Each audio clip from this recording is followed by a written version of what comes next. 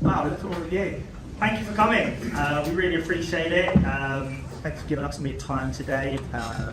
The view was spectacular. Plus the weather's rolled through for us. So today, let's talk retail. So we're going to be talking about some of the key themes that some of your customers, consumers, that it's speaking to over the past 12 months, and really what they're looking for over the next 12 months to have success. This report will hopefully be really impactful for you. You'll take a lot from it, and with no further ado, I'd like to welcome our CEO, Rita, who will take you through it. Thank you.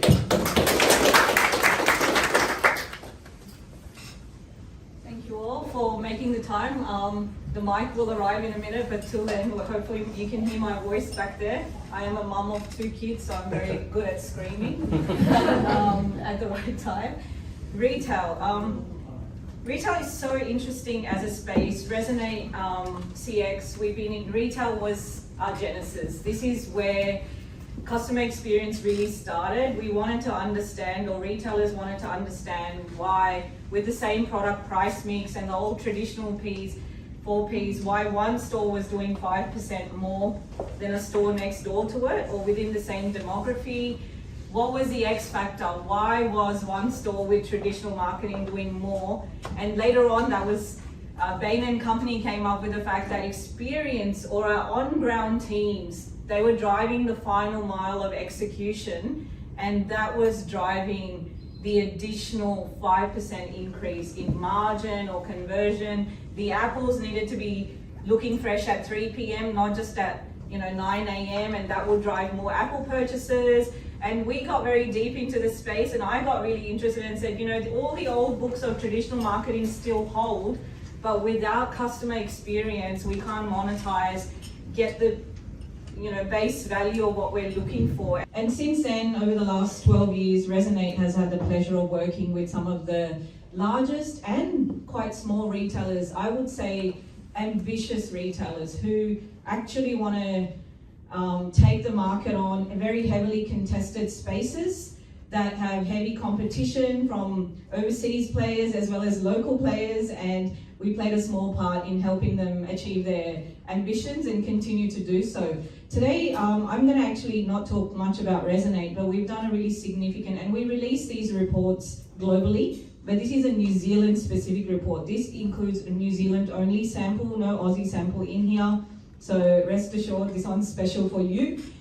This is the first time we're doing a New Zealand specific report. We have UK, Australia always done, but very excited to release this. It's a 95% confidence levels. We have smarter statisticians than me in the office, but really our current customers and the market was asking, is going through a moment. Retail is in the newspapers more than ever. I just read your consumer confidence for April is heading upwards. It's still not in the confident level, but it's upward trending, which is great. Who knows what this month will bring? It's up and down, so it's very volatile. We see shortage of labor, we see too much labor cost, and now global leaders are making it very tricky in the supply chain of your world. And I'd say game on, basically. They couldn't have made it any harder. We've got cost of living on one side, we've got supply chain disruptions that are likely to hit everyone on the other side, and then we've got policy changes and people moving borders all the time. So in a moment like this, insight is worth its weight in gold, because we want to hear from what the market is saying rather than internal hypotheses only.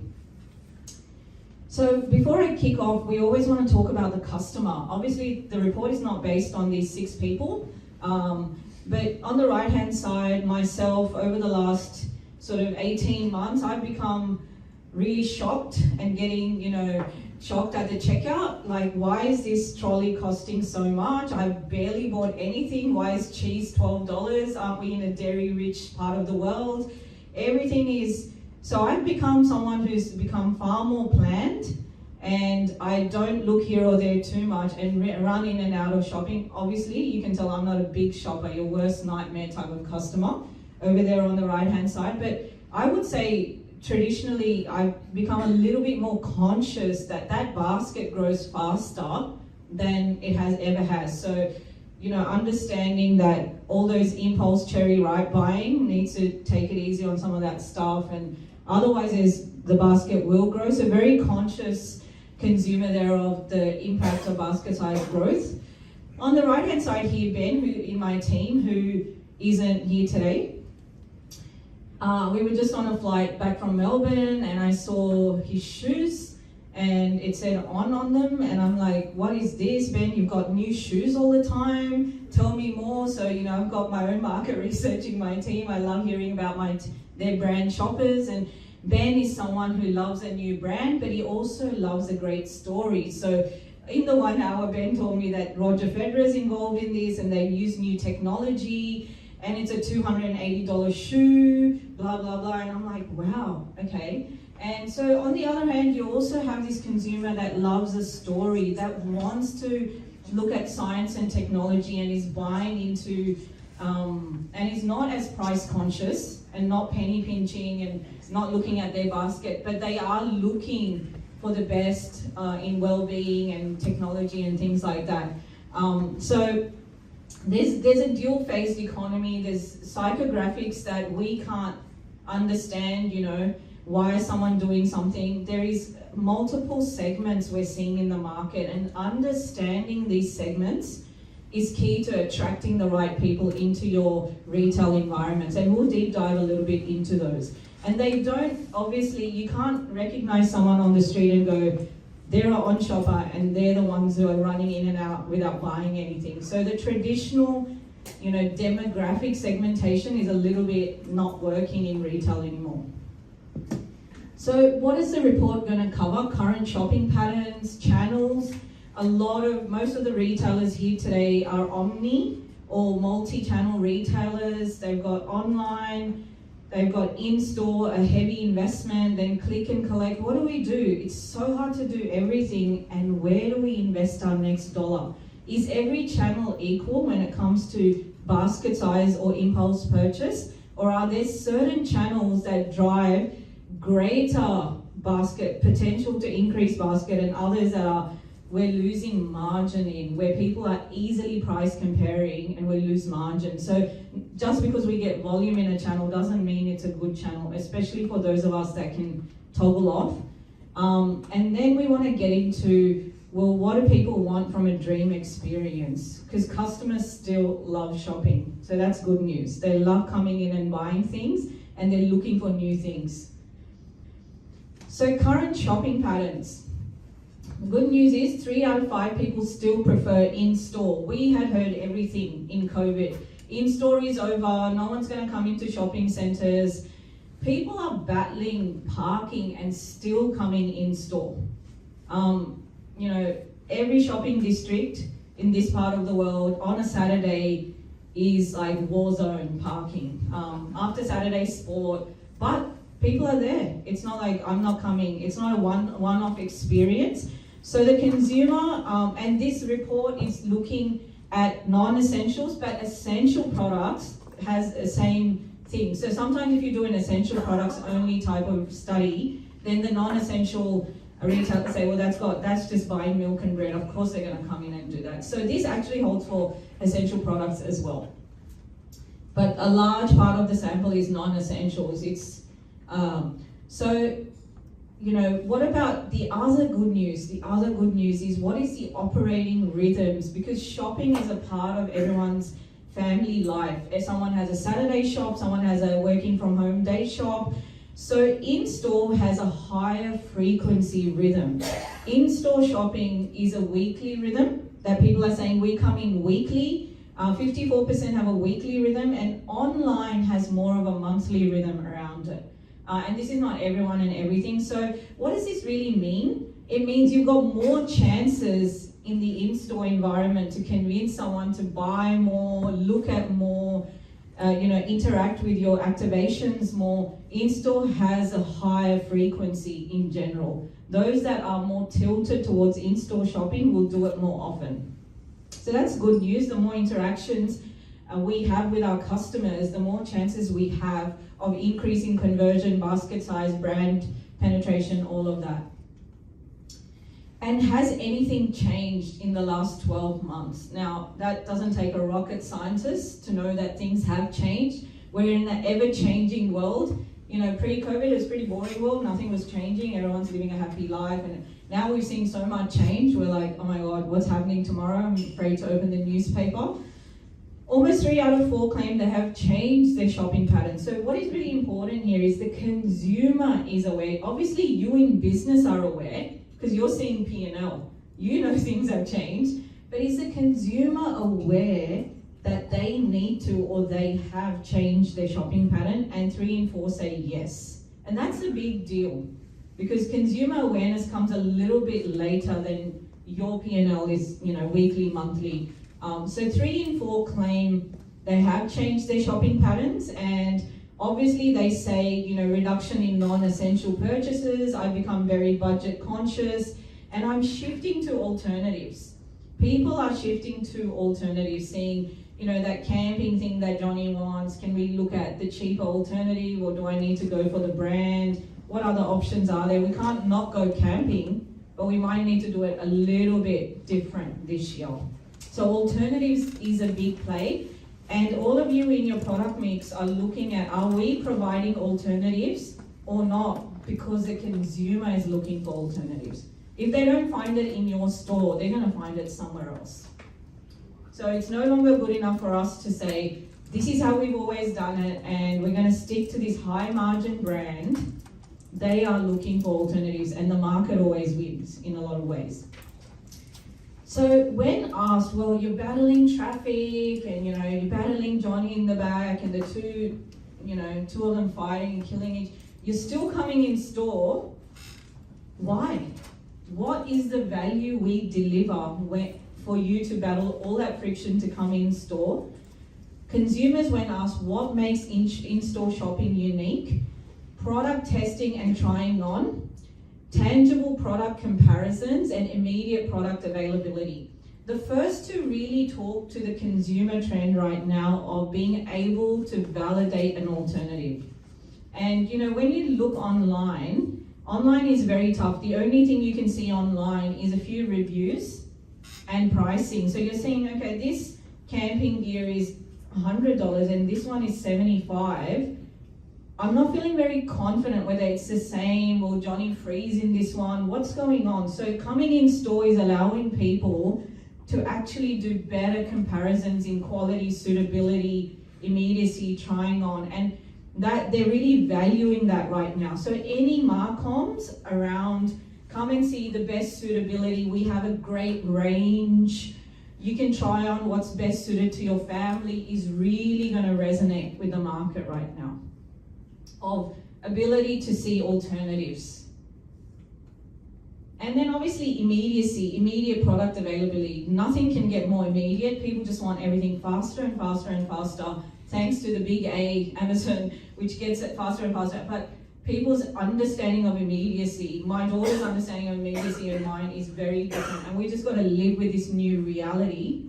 And then we have the traditional levers of in-store retail, personalized service, you know, social interaction, feeling part of a community, depending on what type of store you're driving. There is this sense of, I want to talk to a human and understand what's going on. Now, factors influencing choice. Most people have both choices available to them. Most people have smartphones or some sort of internet connectivity. Most people have access to shopping centers, at least in the markets we're talking about, except, you know, rural areas. When asked what makes you flip one way or the other when choosing a channel, what is your propensity? Price comparisons and convenience are the main drivers for online. Now, the price comparison is basically margin loss for you guys. So although you grab that market share, the ability for the consumer to price compare means we have lost margin. And that is a type of, the consumer is saying that's when we love shopping online. So you may have lower margins sometimes in online, or they are being able to get things cheaper than when they walk in store. In store, what makes them want to go in store? Customer service, stock availability, do they trust that online they know what's available, what's not? They hate to be told 2 days later, sorry. I actually end up buying the On shoes from a retailer, and 3 days later, they said it wasn't available, so they're refunding, and I'm like, it's the first time I used that retailer for price comparison, but they didn't actually have the shoes. So I was like, okay, that was a waste of time. Never going there again. They also come in for this ease of return. And this is, I'm going to dive a bit deeper because returns is the antidote of consumer confidence.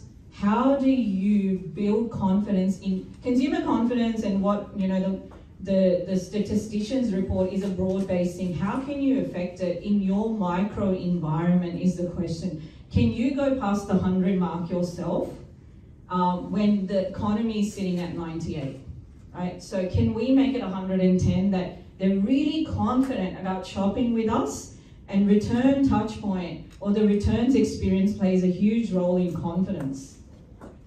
So let's get a little bit around conversions and unplanned purchases. This is, you know, what we hope we can do. We get them in. We're not trying to trick anyone. They come in for the tent, but they also buy the light, the fan, the, I don't know, solar heating, the really high-tech stuff that goes into camping these days. So when asked, and remember this is all consumer perception, so they're probably more extreme. They're probably doing more than they perceive they're doing. No consumer wants to perceive the fact that they're doing unplanned purchases. No one wants to feel like they're being sold to and they didn't really plan it. So actually the numbers are more in your favor when you look at this report. Consumers do more than what they're saying, but if they already know they're doing it, they're really doing it. So in store, the good news is, has a much higher unplanned purchase frequency than online. Once they're in store, and they probably have a lot of sunk cost getting into that store through the parking and the traffic, and they're like, oh yeah, might as well. Oh, that's really good. I didn't know this was available. You can demonstrate your product more easily. You can affect the human through service. But the good news is all of that investment in activating, paying rents, getting staff to rock up on time, all of that is really worth it because, you know, most people are saying sometimes or often, that's close to 64% are doing unplanned purchases. So that's really good news still. It's not like they're just coming in with a list and never not doing anything. So what type of information are they seeking? Because this is a pre-purchase journey. You want them to come in store. We've just understood that once they come in store, they are going to do unplanned purchases. They understand they're going to do it, but what's going to drive them to come into store? So what is the pre-purchase, pre-visit information they look for? Obviously price, and we're seeing this more when we compare it to Australia and United Kingdom reports. Price is more sensitive here right now. 80% do price information, like is it even worth going in? Not showing price means they're probably not going to come in. Showing price probably is a better bet. Transparency, they're obviously looking at current promotions, but the other one is stock availability. 43% look at stock availability today. This is becoming table stakes. This is becoming the new normal. Before it was fancy, like, oh, you can check availability. Now it's like, I'm not going to come in if I have no idea. Also because of the friction, the traffic that has returned to cities, different things are happening. They look at product range. These are the big ones.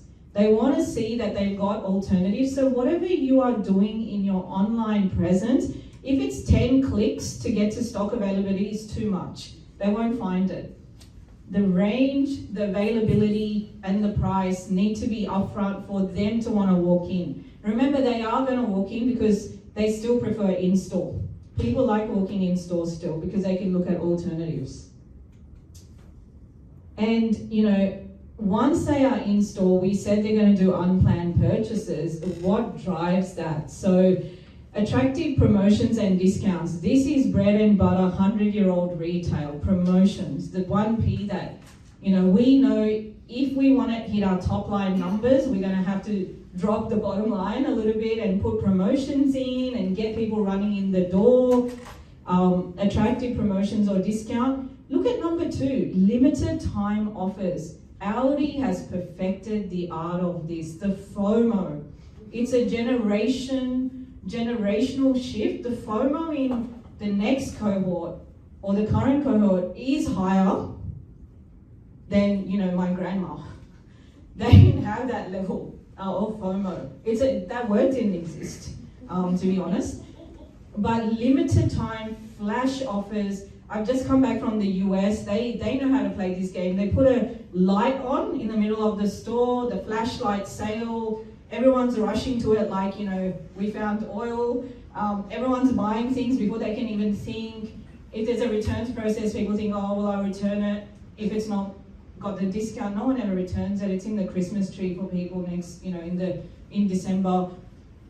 But what the US does really well is say this is only for 3 days, this is only for 1 day. A lot of the promotions that are out there right now in our economies assume that the customer understands that it's Wednesday to Wednesday, or the consumer has no idea.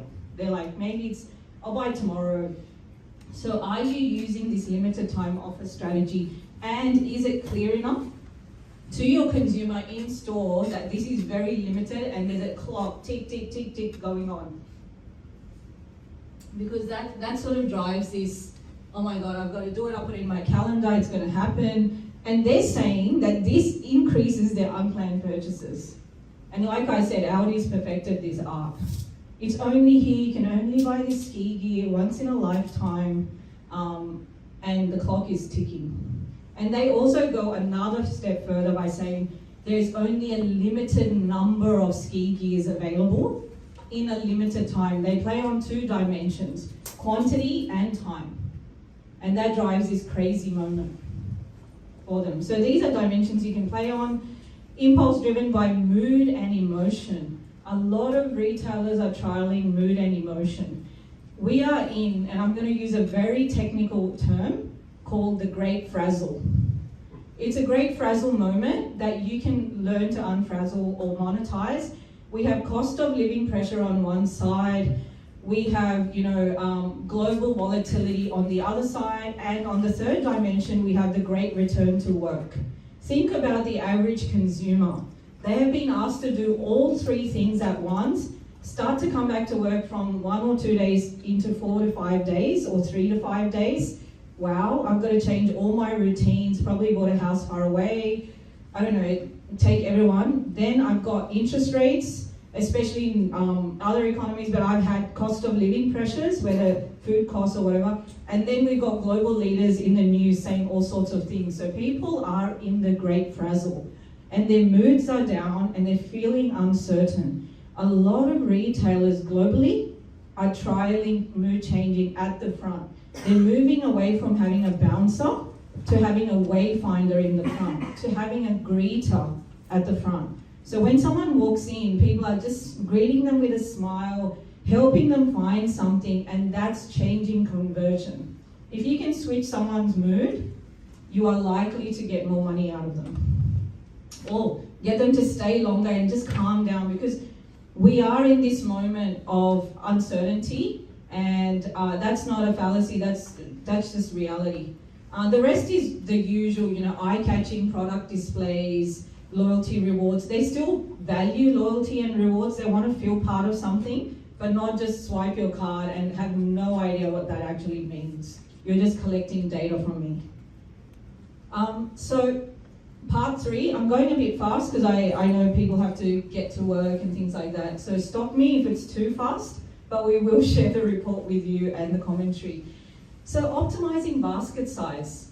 We know every retailer that we're working with is really, really pushing hard on basket size and feeling the pain in losing basket size. COVID basket sizes are gone, where people are just buying everything. So what can we do? So the good news is, well, let's start with the bad news. 37% of people say they're not going to increase their basket size no matter what you do. All right, they're really like, that's all I've got, and I'm very conscious of being budgety, but that's less than half the market. Then you've got, 43% say a moderate willingness to increase basket size if the right experiences and the mixes are provided. So that's still like a fair bit. And then 20% have a high willingness. This is a segment we're going to jump into later, that they're actually consciously saying, remember, this is a consumer telling you they want to spend more with you. So actually I would shift this curve a little bit to the left. A lot of people think they don't want to spend more, but they are kind of willing to spend more.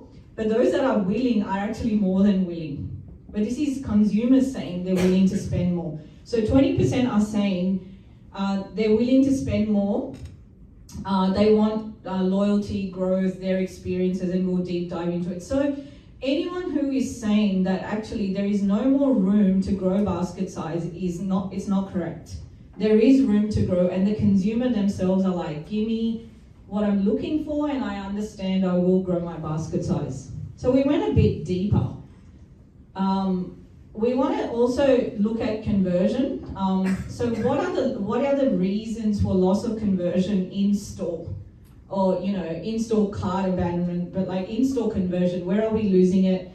Prices are too high. Well, it is what it is. You can always play with the price lever. That is a traditional lever of supply and demand and pricing. You can drop the price and catch a few more consumers. That's fine. You lose margin. Every annual report we look at, every customer we're working with is margin constrained. So you haven't come to this morning breakfast to learn that if you drop price, you get more customers. We're not going to talk about that one. Look at number 2. Couldn't find what I needed. The great frazzle.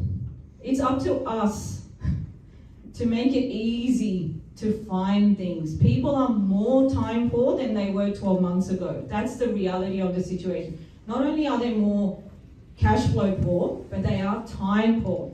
Can we make ease and convenience of finding product in store more? We've got to up our game there. Every dollar invested in ability to find product is going to pay off, because you're in a moment where people are time poor. They're having to drive more, they're having to deal with more. Product was out of stock. Well, that's traditional supply chain. I don't know if that's going to get easier or harder. And the rest are like lack of product variety. 20% said poor staff assistance. I don't know whether expectations are low or there's great service in the market, but that's not a big thing right now. Couldn't find what I needed. Now that also ties in with staff, because if they couldn't find what they needed, they probably couldn't find the person who can help them find what is needed, or they didn't have the right tech, or there wasn't the right signage. I was in like IGA 2 days ago, and they said go to aisle 4, but there was no numbers in one of these IGAs of the aisle number. It was only printed on the other side. So I'm like frazzled after work. I need to pick up this red curry paste. Where is it? I'm in a very, very small store. I'm still struggling to find the red curry paste, to a point where I picked up the paste, but because I had lost 10 minutes, I didn't pick up anything else. I just ran out because I needed to pick up my son. So that's the loss in conversion, not being able to find things fast enough, and people are time poor. So what leads to online cart abandonment? People have done so much research in digital on what is getting people, and digital teams will sit there forever doing user research and 30 hypotheses on, okay, I think it's this button, I think it's that button. Fine. 51% are saying it's high delivery fees. The shock at the end is really dry. This is really hard in our geographies. Both Australia and New Zealand are not the ideal geography to reduce delivery fees. You've got really weird shapes of land, sparse population, and people expecting next day delivery for free. That's just not possible. Australia's even worse on this front. You've got land mass the size of America with 1/10 of the size of people, and they expect the same type of delivery economics at the end of the day. But this is for us to know, high delivery fees gets them to abandon the cart. Whether we build it in our margin, our loyalty programs, whether we get them to pay it up front. Amazon Prime is a key example of this. They've got billions of dollars of upfront investment to provide that free delivery. It's not free. You're paying $50 a year or whatever it is for getting faster delivery to you. So it's upfront cash into the business. And the consumer really values the fact that the delivery fee is lower. You all know that. How do you work out some sort of delivery mechanism that you don't lose margin, but you're still giving them some sort of feel of being free? Item out of stock, well, they can't really buy it if it's not there. Concerns about product quality. We're going to deep dive into this. Consumer confidence is low, so online purchases, if you're not doing things to drive confidence in the product's quality, they're not going to buy it. Whether it's through reviews, whether it's through solid product descriptions, whether it's through other things, they are more concerned than ever about quality because there's no free cash to go around. If you get that wrong and you need to buy another thing, the families are constrained. They can't get their purchases wrong right now. So why is that basket decreasing? Well, everyone's concerned about overspending, yeah, because everyone's getting the shock at the checkout. I was just seeing a meme about this guy is doing therapy at the checkout because a lady's like, I can't believe but it was like a funny video. Additional costs or complications related to product, delivery, service, any additional cost, the price sensitivity or elasticity, is really sensitive right now in the market. So they don't like the shocks. So go through your, if you're looking at your purchase journey and there's all these fees you're adding, and you always had this, right? You always had this 12 months ago, whether it be, what is a 12-month guarantee, aftercare, whatever product line you're in, there's more sensitivity now than there was 12 months ago to this stuff. And then, difficulty finding products of interest, limit. But look at the third cohort over here, this one. This is a really interesting one. Concerns about receiving items that do not meet expectations. That's why they're not going to increase basket size. Lack of trust in product quality and uncertainty in the returns policy. All of these three talk to consumer confidence. All of these three, if worked on, increase confidence. So you have a micro environment where you can build more confidence, or you do need to invest in building more confidence. Whether it's like easy returns, don't worry, no questions asked, easy, go to, just drop it at a 7-Eleven or a petrol pump, whatever it is, very hard to implement. But how easy are we making this? Because at the moment, customers can't afford to get that purchase wrong because they don't have spare cash. If they buy the wrong tent, if they buy the wrong jacket size, if they buy the wrong hair product, they are feeling like they can't get it wrong. What is that leading to? Umming and eyeing in the basket and going, not sure. So increasing confidence in the micro environment is really important. So what are they looking for? Transparent policies. Do we make it easy for them to understand returns? Is it just a one-liner, or is it 18 lines in the returns policy? Because in the great frazzle, no one's going to read 18 lines. Quality and trust, clear communication. Are we clear and simple in our consumer confidence driving policies? Because not only just saying we have a returns, do they know about, are our staff talking about the returns policy? If there is a moment in the current environment to talk about returns, it's now. Don't worry, all our staff, are they trained to talk simply about returns? If they're not, we're not driving the confidence we could. We have the policy. A staff member going, you can return it anytime you want, just drop it. We won't even ask a question. Consumer confidence goes up in the micro environment, which is really needed right now because cash is tight. So what are they looking in the returns process? Let's do a little bit of a deeper dive into this. This particular touch point is really, really important in retail. We know certain big retailers are really playing to this. They're increasing market share and size because they are giving us seamless returns or easy to understand perception of returns. Most people will not return.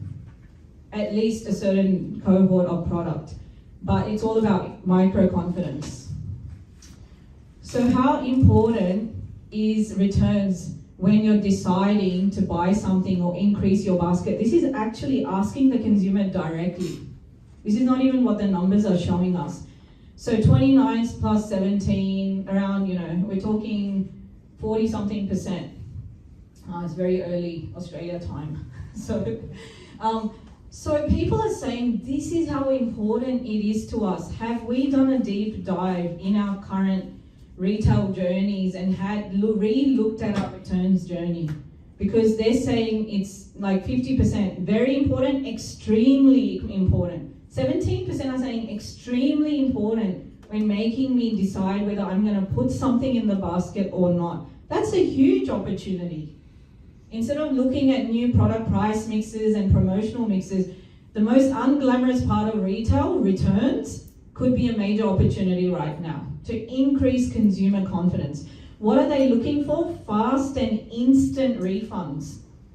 For all the banking tech out there, payments go out of your accounts within the second. However, there is so much talk at the time of returns that you're going to get this back in 7 to 14 days. These returns will come back into your credit card. How is that going to drive consumer confidence when they are cash strapped?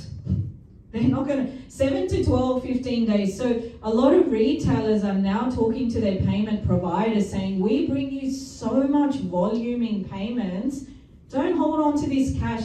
When you've got tech that goes one way, within seconds, why do you not have tech that goes the other way? Bargaining hard with, most retailers have 2 to 3 payment providers, the big ones that, you have that. There's so much commoditized competition on the payment space. You are making our returns process non-consumer friendly right now by saying it comes back in 14 days. That is not a good moment for any consumer. They are using this fast and instantaneous more and more in the research. Hassle-free returns. This is a one to think about. So the Australia Post or the Postie in my local neighbourhood, a lot of companies use Australia Post to do the returns. We have a 1-star rating in my suburb, 2069 in New South Wales, in that post office. That postie is one of the scariest guys that you have to battle in order to get the parcel out. He's cranky, and the whole neighborhood knows. So am I going to go and battle that in the morning before a business meeting and do the returns? That's trauma. I'm not going to do it. And so there's shades of grey. I'm extremely busy. I travel a lot. But have we got people in our returns process and the customers wanting hassle-free that there isn't a prepaid envelope? So that means I have to go in, interact with the person. But if it's a prepaid envelope that comes with my purchase, that I might be also happy to purchase itself, or I don't know, then I might be dropping, and we are not aware that the consumer is looking, and Amazon has perfected this art. And so every day there's a parcel outside the house, because I don't know who in my house is buying all this, but they just say, oh, we'll return it, don't worry, Mum, if we don't need it. That return confidence, it's hassle-free. Clear, and if you can't do anything, like all of this is too hard to get the payments guy to do the right thing, and so clear and transparent returns policy. That is just a reword of your policy to make it simple and drive the micro-confidence back in. To make your staff be able to say the 2 lines to get that conversion, that additional conversion, and how sensitive people are. They're looking for prepaid return shipping labels and more options. Consumers are like, this is how we want to shop. We want to shop more with you, but don't make it hard on the way out. What do they value? We'll share this report. Simplicity of process. Simple, simple, simple. Everything needs to be in 30-second, bite-sized, Instagrammable, understandable moments. But make it simple. I don't want a lot. No additional costs. Fast and instantaneous. I want to know that, imagine the true returns experience, that I go back to the counter, it's simple, no questions asked. They say within 30 minutes, this is the holy grail, 30 minutes, these funds will be back. Oh wow, I saw it come back. I'll buy more from this store because I know any mistake, any wrong size, anything that, you know, the partner didn't like, which happens often, will be easy to give back and we're not going to lose cash. Now, let's shift to the other loss in conversion that we're seeing is online delivery. Identify customer delivery preferences. What are they looking for and what timeframes are palatable? So delivery is by far still the most preferred choice. Now, this doesn't hold for every item, but for most people, they want delivery over the click and collect, and some want it both equally, depending on the purchase. Now, this is really, really important. At what point in the delivery time frame will they switch the channel? So they'll go from, I'm going to shop online, to I'm going to come into your store. So at day 5, after 5 days of delivery time, 73% will just go in store.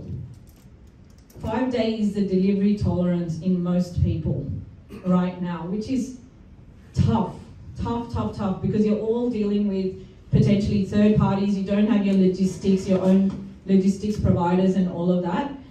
Now, this is really interesting as well. I've just gone through and told you that this might not be bad news. You might want to do it a little bit deliberately as well.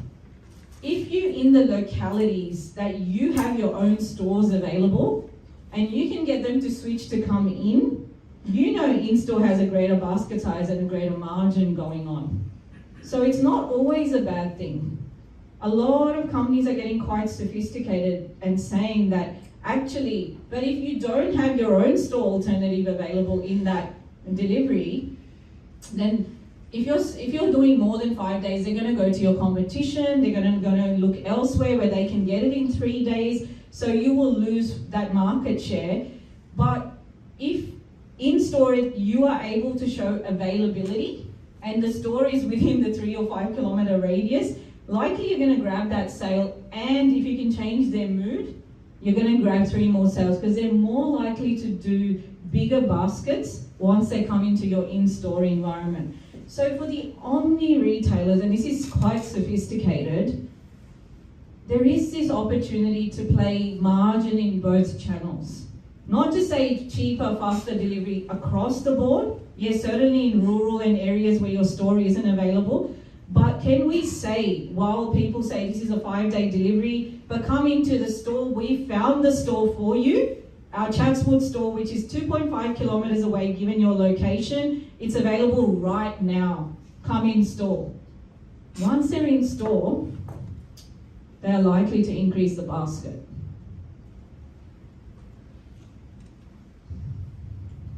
But you can't just say, sorry, 5 days delivery, we can't do it. Go look for someone else. You've just lost the sale.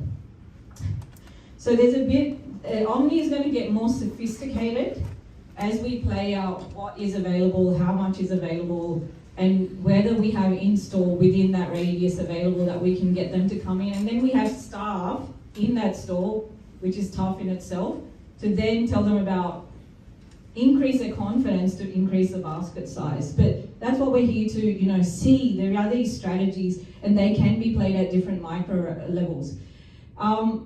What do they value the most in the delivery experience? Obviously they value cost. If it has to be low, like price is going to be there. It's not going to go away. Look at number 2, tracking and updates. It's a generation that can't get enough information. I don't know whether this happens in New Zealand or not, but Domino's in Australia, you can watch the pizza being baked. It's going through the oven, okay, no. This is a generation that needs that level of update.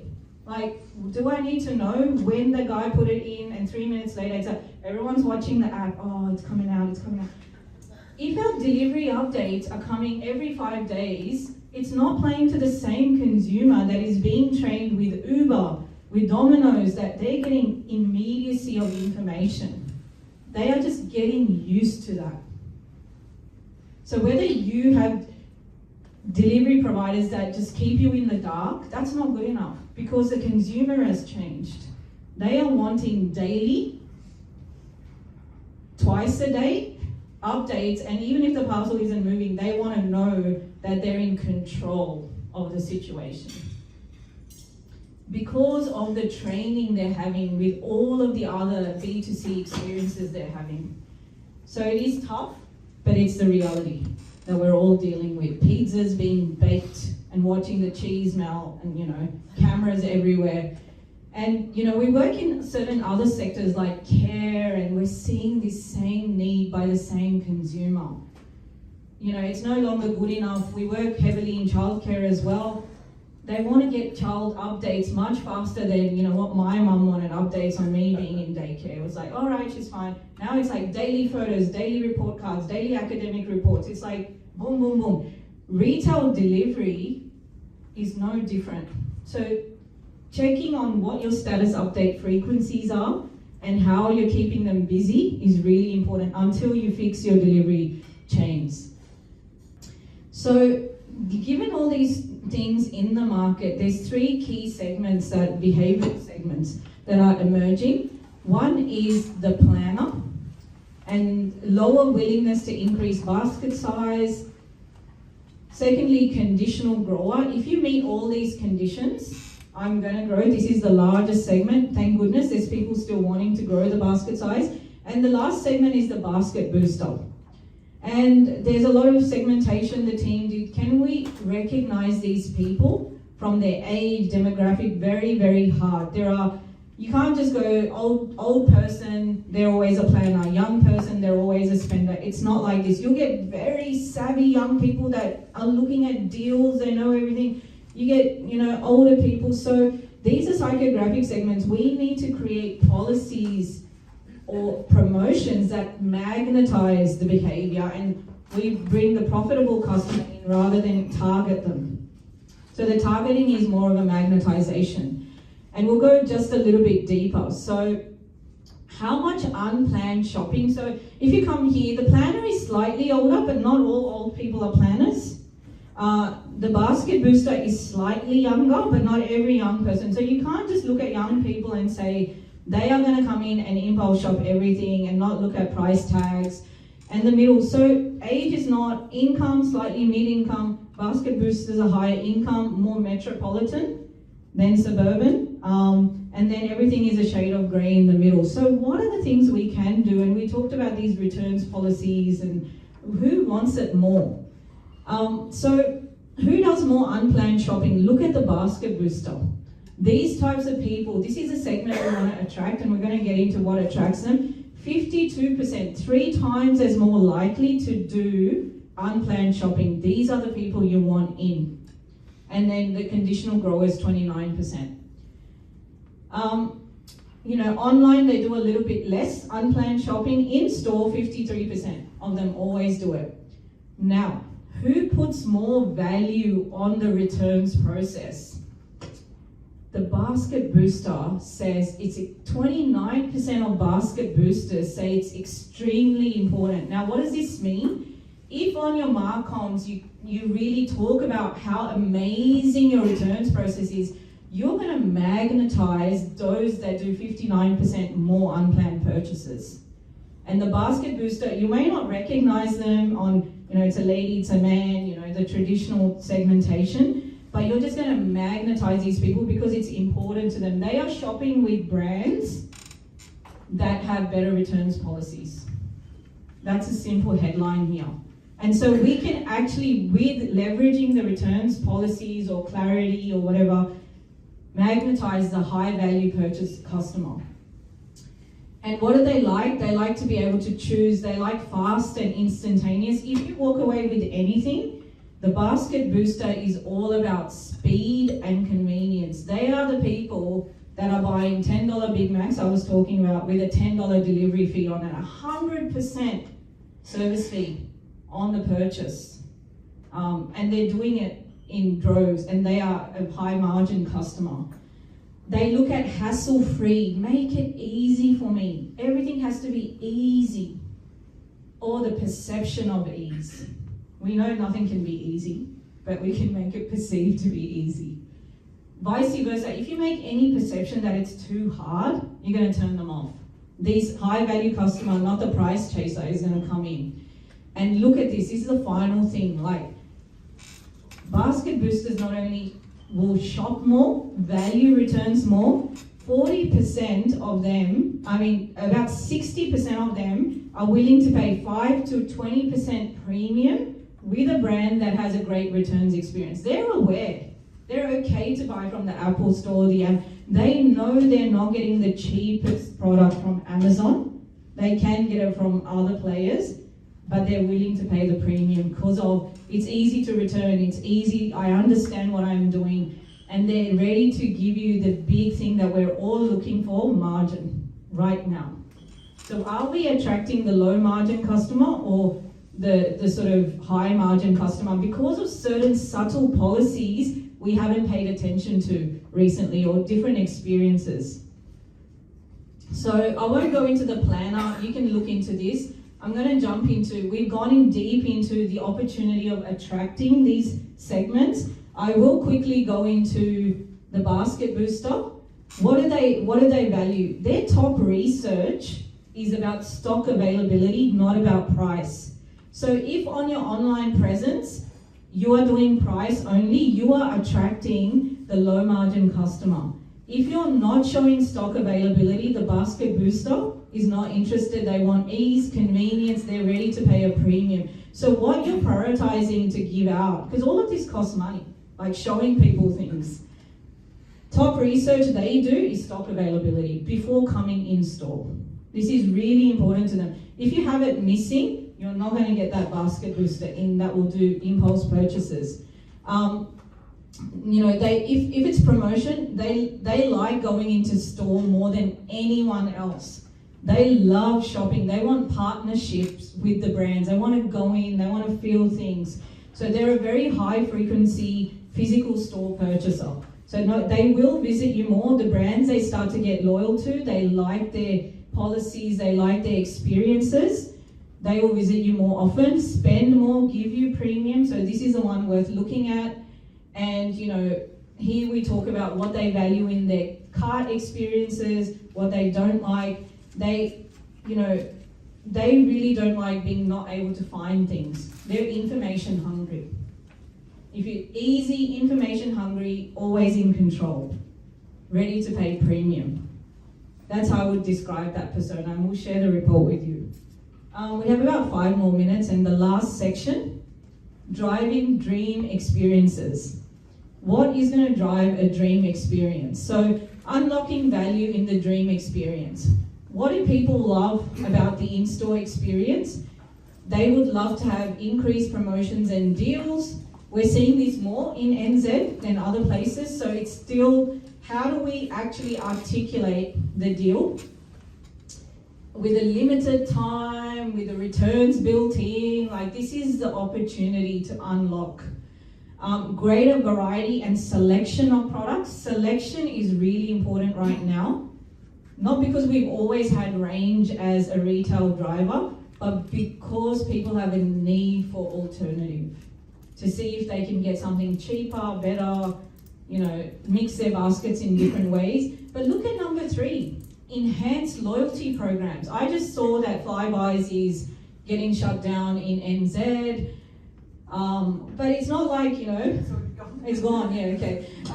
Enhanced loyalty programs, actually they're looking for loyalty programs. There are 2 ends of the market right now. Really successful loyalty programs, like some of our airlines are driving, people are high on those points for I don't know what, the croissant in the lounge, no.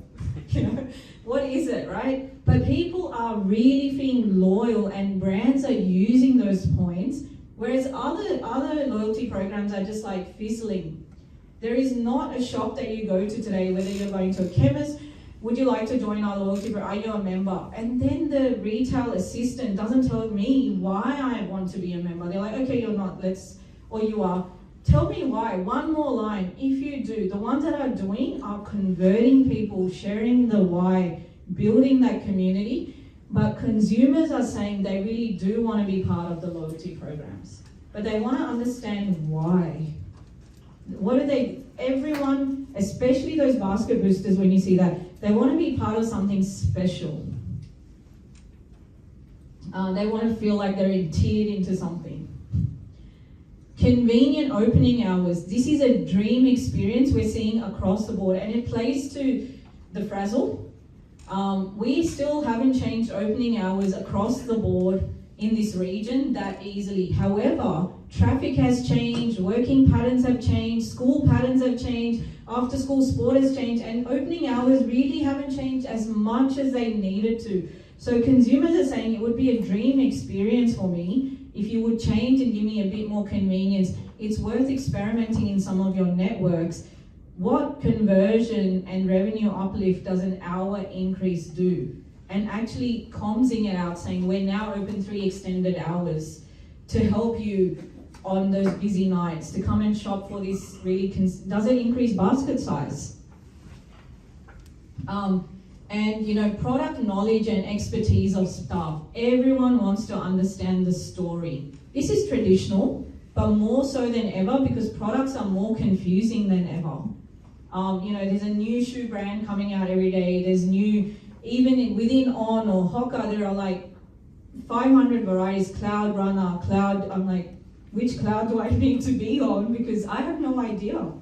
But any type of advice, I walked into a shoe shop and they were saying, actually for you, this is perfect, you know, you're not doing a marathon, nothing like, boom, I'm confidence, micro confidence is increasing with knowledge and advice. So at the moment, people are not gonna buy the $280 shoe if you can't give me just a little bit of confidence that I know what I'm doing. And the last one in Dream Experience, warmer and more welcome staff interactions. If you cannot increase staff knowledge, because that takes money, training, sophistication, warmer and better greeting is making people feel really happy. And we're seeing this across the board in different industries because people are feeling more frazzled than ever. So playing to this warm and welcoming staff need to be made aware that they need to be super warm right now and super happy. And how you do that is, you know, part of the training modules that you're on.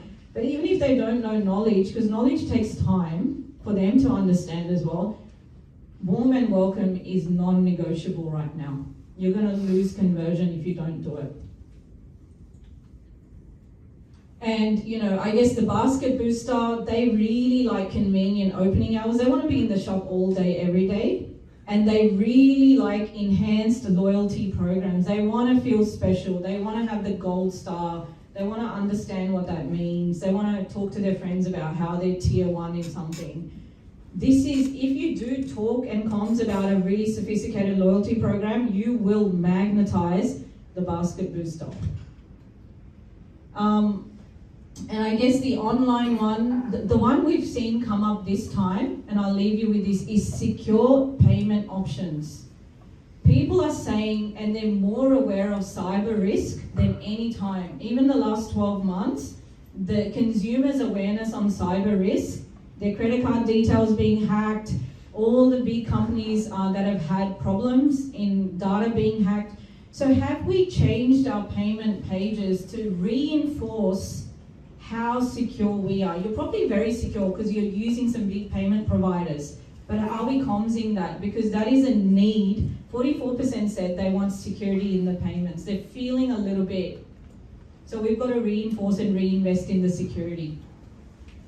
And for the basket booster, they seem to be the most savvy when understanding payment security. Can you give a perception that your payment options are more secure than the competition's? That's going to attract the high value, high premium customer, because for $2, they don't want to credit card details sold somewhere. And this is really important. A lot of you have this tech already, but it's a motion of, are we commsing it out? Are we changing perception? Fast and easy, secure, that's really important. And ultimately, they're really happy to have a dream, pay you a premium for this. So when you build business cases and when we talk to our clients, there is premium to be had. There is ability to attract the most valuable customer that is still available in the market, but there's some investments to be made. They don't want it for free. The Basket Booster is happy to pay for this. So thank you guys. I have shared a lot of information, but I'm very excited still. We're really pumped about this sector. because there's so many different strategies to be played out, both in the micro and the macro environment, and data is going to play a big role in this. And as always, thank you for coming this morning. Paul? Yes. Thank you very much, Mita. And thank you all of you for taking time out of your busy schedules to come and be with us. For us at Resonate, retail is our specialty. It's your world, it's our specialty, and we want to deliver value back to you, and hopefully some valuable insights you can take back to your business. I can see you all taking notes there, and you may have spoken to Ben and the team, but we want to connect with you after this event to capture your feedback. We'll be able to release this report that you can take back to your businesses and have those active discussions with them as well. So also with your feedback, we'll be back. We'll be releasing more reports. You get to see more of Mita, which is great. So, and we build these reports come about from feedback from you guys from previous years gone by. So it's so important for us to stay relevant, to support the industry that supports us. So just a quick show of hands, who utilizes AI in their daily lives? Yeah, quite a lot. It's been scary. You could be sending an email to someone actually talking to AI bots. But what we're really excited about, and we want to give you a small little teaser about what we're doing at Resonate from a technology perspective. This isn't available yet, and for our customers in the room, this will be rolled out over the next couple of months. So we're really excited to give you a little bit of insight on how AI is going to be supporting the retail industry for our customers. Thank you.